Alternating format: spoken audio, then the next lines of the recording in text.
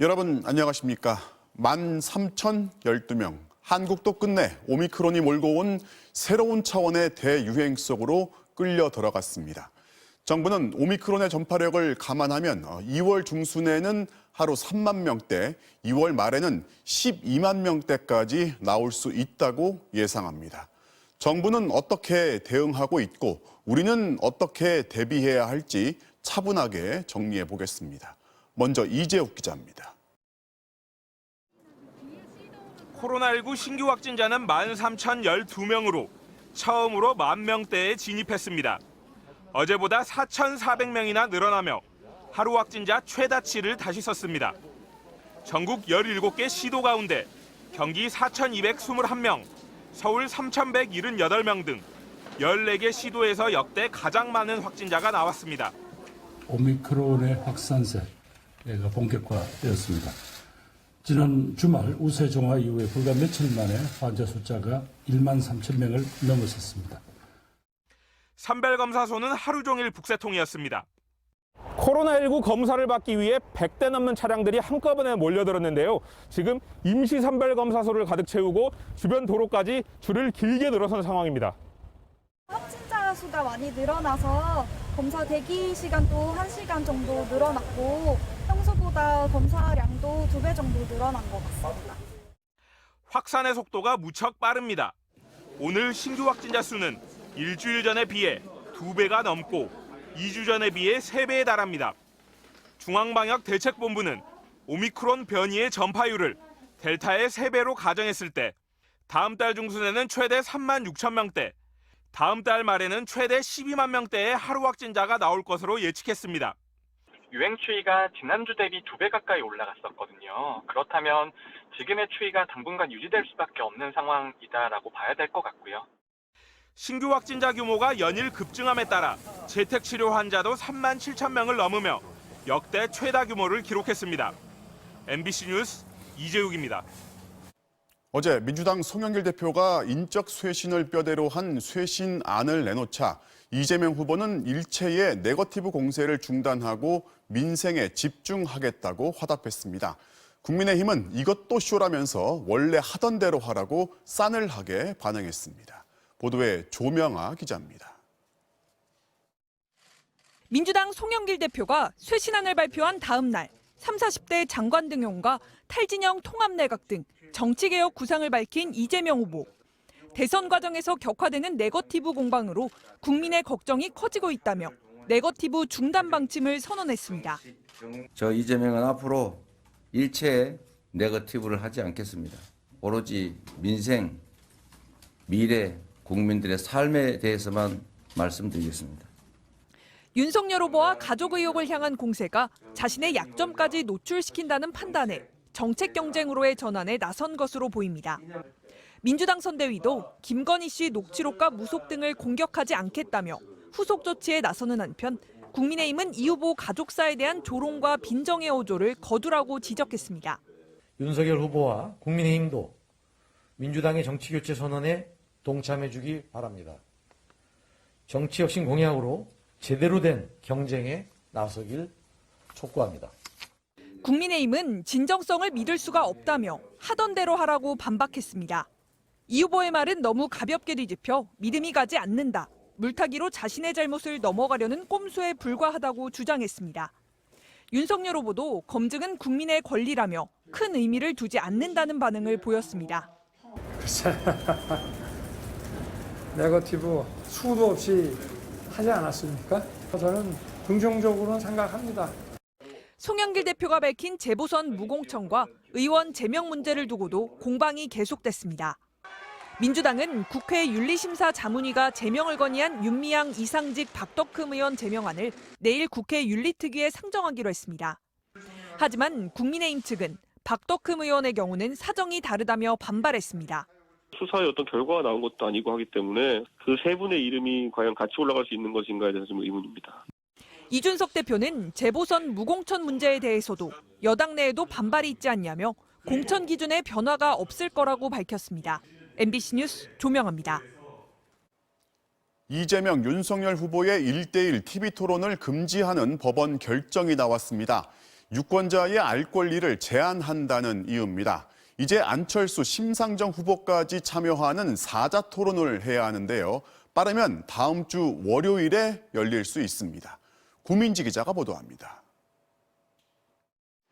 이재명, 윤석열 두 후보만의 양자 TV 토론을 막아달라며 국민의당 안철수, 정의당 심상정 후보 측이 각각 낸 가처분 신청을 법원이 받아들였습니다. TV 토론회가 대통령 선거에 미치는 영향력이 큰데 참여하지 못할 경우 후보자는 정책 홍보와 유권자 설득의 기회를 잃게 된다는 이유였습니다. 이에 따라 양자 토론은 무산됐고 법정 토론회의 후보 초청 기준을 충족하는 사자 TV 토론 성사 가능성이 높아졌습니다. 그동안 양자 TV 토론을 불공정 담합 토론이라고 비판해온 국민의당과 정의당은 법원 결정을 환영했습니다. 한마디로 사필 규정이죠. 국민들이 심판한 것을 법원이 발표한 것 아니겠습니까? 양당 후보가 당당하다면 설 연휴 전에 국민의 요구대로 다자 토론회 링에서 만날 것을 촉구합니다.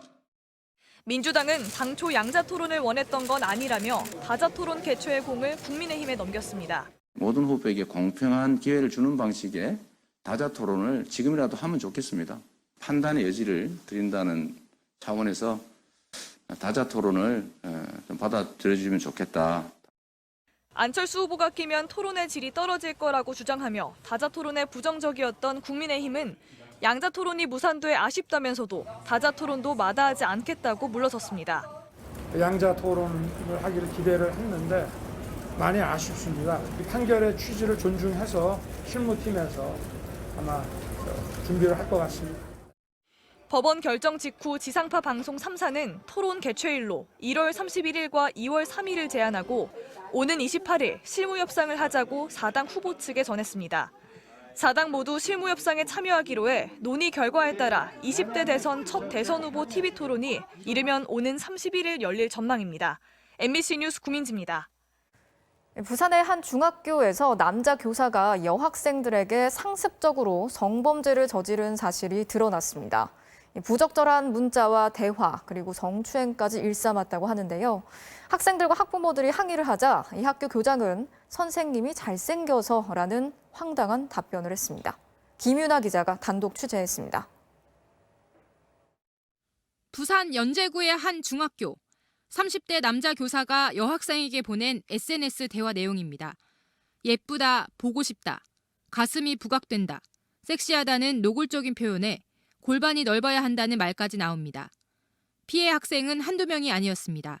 심한 욕설과 외모 비하는 일상이었고 다리도 뚱뚱한데 치마를 왜 입냐. 나는 예전에 미성년자랑 잔 적이 있다. 라고 얘기를 했대요. 성희롱은 행동으로 이어졌습니다. 치마 위에 그 옷을 덮고 있었는데 그거를 막 당기시면서 계속 안 나와주시길래 그 제 친구가 선생님 보고 선생님 왜 그러세요 나와주세요 했는데 친구랑 저보고 넌 볼 것도 없잖아. 그런데 졸업식 당일에 열린 성희롱 고충 심의위원회는 가해 교사만 참석한 가운데 성희롱이 아니라고 결론냈습니다. 학교가 미온적으로 대응하는 사이 이 교사가 한 달여 동안 10여 차례 성추행을 저지른 사실까지 뒤늦게 드러났습니다. 전형적인 그루밍 성범죄라고 생각을 하고 있고요. 가해자를 오히려 좋은 사람이라 생각할 정도까지 반항할 수 없는 심리를 이용한 거고. 학생들은 먼저 담임교사에게 도움을 요청했지만 아무런 응답이 없었고 교장을 찾아가자 뒤늦게 신고했다며 타박만 들었습니다. 학부모들의 항의에는 더 황당한 대답이 돌아왔습니다. 처음 부임한 선생님이 무슨 간으로 이런 짓을 하시는지 모르겠어요. 학교가 2차 가해를 저지르고 있다는 비판 속에 학교는 뒤늦게 교육청과 경찰에 신고했고 가해 교사도 수업에서 배제됐습니다. 애들도 친근하게 지냈고 그런 상황에서 이야기가 된 거다. 애들이 그걸 다 이용한 건 아니다. 그렇게 대답을 했습니다. 경찰은 교사 A씨의 자택을 압수수색하고 휴대폰 디지털 포렌식을 시작했습니다. MBC 뉴스 김윤아입니다. 제주에서 학원 승합차에서 내리던 초등학생이 차에 깔려 숨지는 사고가 발생했습니다. 차에서 내리면서 입고 있던 옷이 차 문에 끼었는데 이 상태에서 차가 그대로 출발해 버렸는데요. 사고 당시 차량 안에는 보호자가 탑승하지 않았던 것으로 확인됐습니다. 이따금 기자가 취재했습니다. 제주시 연동의 한 골목길. 구급차에 이어 경찰차가 급히 들어갑니다. 잠시 후 구급차가 골목길에서 나와 병원으로 향하자 노란색 학원 차량도 뒤따라 나옵니다. 어제 오후 4시쯤 9살 A양은 노란색 학원 승합차를 타고 집 앞에 도착했습니다. 혼자서 차에서 내려 승합차 문을 닫던 중 외투 옷자락이 문틈에 끼었습니다. 하지만 운전자는 곧바로 출발했고 A양은 그대로 끌려갔습니다. 차에 깔린 A양은 머리를 크게 다쳐 119에 의해 병원으로 옮겨졌지만 결국 숨졌습니다. 걔 애기가 여기 누워 있었으니까 학원차가 내려주고서 그냥 출발하니까 그 문에 아마 옷자락이 끼어서 끌려와서 여기까지 저기서 한 10m 끌려온 거야. 이른바 세리미법에 따라 13살 미만 어린이들이 이용하는 통학 차량에는 운전자 이외에 인솔교사 등 보호자가 반드시 함께 타야 합니다. 그리고 어린이들이 안전하게 타고 내렸는지 꼭 확인해야 합니다. 하지만 학원 차량에는 별도의 보호자가 타지 않았고 A양 혼자 차에서 내리다 사고를 당한 것입니다. 단순 세리미법 위반 시에는 벌금이고요. 이렇게 이로 인해서 사망이 이르게 되면 추가적으로 적용되는 법률을 검토하고 있습니다. 경찰은 학원 차량 운전자를 교통사고 처리 특례법 위반 혐의로 입건하고 보호자를 태우지 않은 학원 원장도 입건해 조사하고 있습니다.